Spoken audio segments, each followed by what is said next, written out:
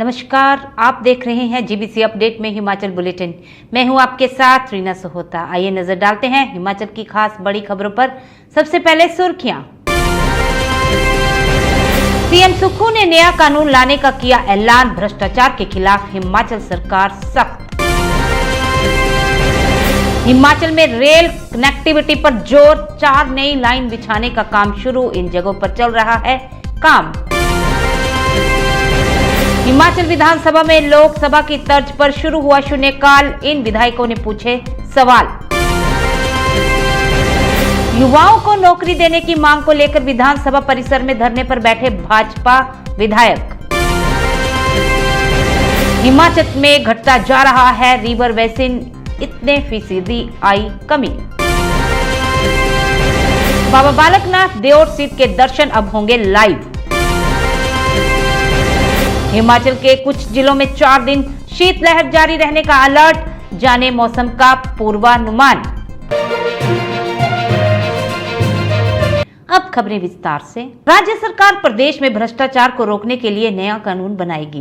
इसको लेकर विधि विभाग से विचार विमर्श किया जाएगा। मुख्यमंत्री ने कहा है कि प्रदेश में जिन नदियों के तटीकरण पर लाखों रुपए खर्च हो चुके हैं, वहां पर माइनिंग लीज की अनुमति नहीं दी जाएगी। सरकार इस पर भी विचार कर रही है। उन्होंने कहा है कि प्रदेश में पर्यावरण संरक्षण के लिए सरकार गंभीर है। सरकार पेड़ों के कटान पर पूरी तरह से प्रतिबंध करने पर विचार कर रही है। साल में कितने समय के लिए पेड़ों के कटान की अनुमति दी जाएगी, इसके लिए नियम तय होगा।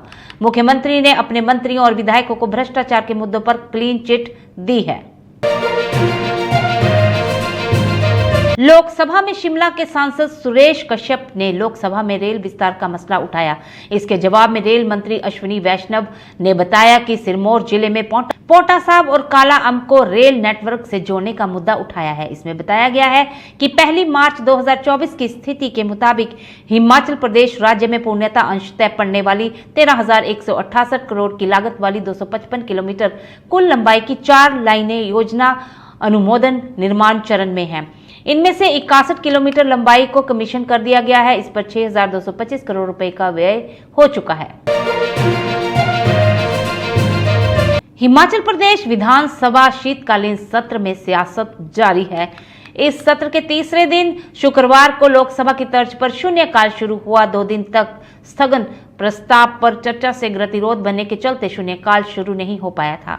शून्यकाल शुरू करने का यह प्रयोग यूं तो मानसून सत्र में हो चुका था, लेकिन स्टैंडर्ड ऑपरेटिंग नहीं बन पाने पर उस समय इसे शीत सत्र से टाला गया था। अब इसे एसओपी के साथ शुक्रवार को शुरू किया गया है। विधानसभा अध्यक्ष कुलदीप सिंह पठानिया ने शून्यकाल की घोषणा की। जनकराज ने भेड़ पालकों की समस्याओं को उठाते हुए पहले प्रश्न की शुरुआत की। इसके बाद केवल सिंह पठानिया और सुखराम चौधरी ने भी उठाए अपने क्षेत्रों से संबंधित विषय। शून्यकाल 12 बजे से 12:30 तक चला।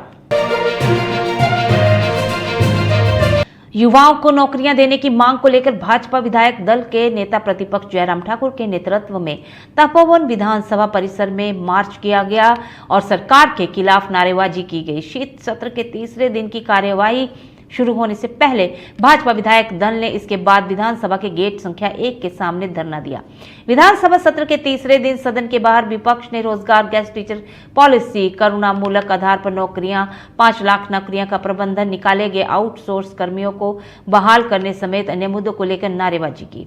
भाजपा विधायकों ने इस दौरान हाथ में पोस्टर लेकर प्रदर्शन किया। प्रदेश के पहाड़ों और धौलाधार पर्वत श्रृंखला पर बर्फबारी में लगातार कमी हो रही है। वहीं नदियों का बेसिन भी घटता जा रहा है। कम बर्फबारी का सीधा असर मौसम, नालों के, नदियों के जलस्तर और फसलों पर हो रहा है। एक अध्ययन के अनुसार सर्दियों में बर्फबारी के चलते 55,673 वर्ग किलोमीटर भौगोलिक क्षेत्र का लगभग 1/3 हिस्सा बर्फ से ढका रहता है, लेकिन पिछले कुछ वर्षों में बर्फ कम पड़ रही है। रिपोर्ट के अनुसार धौलाधार पर्वत श्रृंखला पर 1973 में करीब 430 सेंटीमीटर बर्फ गिरी थी, लेकिन यह धीरे धीरे कम होती जा रही है। वैज्ञानिकों के अनुसार पहाड़ों पर बर्फ गिरने की दर में हर साल औसतन 18% की कमी आ रही है, जो कि बेहद चिंता का विषय बनती जा रही है। उत्तरी उत्तरी भारत के सिद्ध पीठ बाबा बालकनाथ मंदिर देओट में इस बार लोग घर बैठे भी नया साल बाबा जी के साथ मना सकेंगे। दरअसल इस बार नए साल के उपलक्ष्य पर मंदिर प्रशासन की ओर से बाबा के भक्तों के लिए लाइव दर्शन की विशेष व्यवस्था की गई है। इसके तहत मंदिर प्रशासन की ओर से अपने YouTube चैनल पर एक QR कोड भी दिया जा रहा है। इस कोड से देश दुनिया के किसी भी कोने में रहने वाले बाबा जी के भक्तों को नव वर्ष पर किसी कारणवश मंदिर नहीं आ पाते तो वे घर बैठे ही बाबा बालकनाथ जी मंदिर में नव वर्ष पर आयोजित किए जाने वाले विभिन्न कार्यक्रमों के लाइव दर्शन कर पाएंगे। बताते चले कि नया साल बाबे दे नाल मनाने के लिए हर साल विभिन्न राज्यों के अलावा विदेशों से भी बाबा जी के भक्त देओट स्थित आते हैं। मौसम की ओर चलते हैं तो हिमाचल प्रदेश के निचले पहाड़ी मैदानी क्षेत्रों में कुछ स्थानों पर आगामी 7 दिनों तक शीतलहर जारी रहने की संभावना है।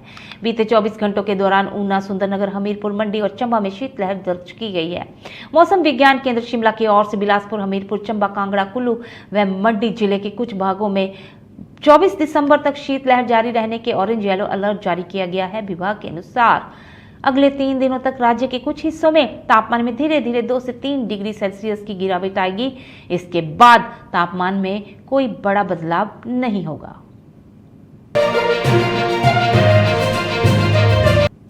हिमाचल अपडेट्स में आज के लिए बस इतना ही। जुड़े रहें हिमाचल की ताजा तरीन खबरों के लिए GBC अपडेट के साथ। तब तक के लिए जय हिमाचल, जय भारत।